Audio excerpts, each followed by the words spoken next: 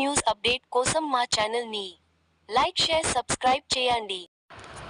Telangana Pradesh Congress committee మాజీ organising secretary, Congress నాయకులు ముల్కల ప్రవీణ్ జన్మదినోత్సవం సందర్భంగా ఈరోజు వెలిచాలలోని వారి ఫామ్ హౌస్లో జన్మదిన వేడుకలను ఘనంగా నిర్వహించినారు. ఈ సందర్భంగా ప్రవీణ్ జిల్లా కాంగ్రెస్ కార్యాలయ పిఆర్ఓ కేక్ తినిపించి జన్మదిన శుభాకాంక్షలు తెలియజేయడం జరిగింది.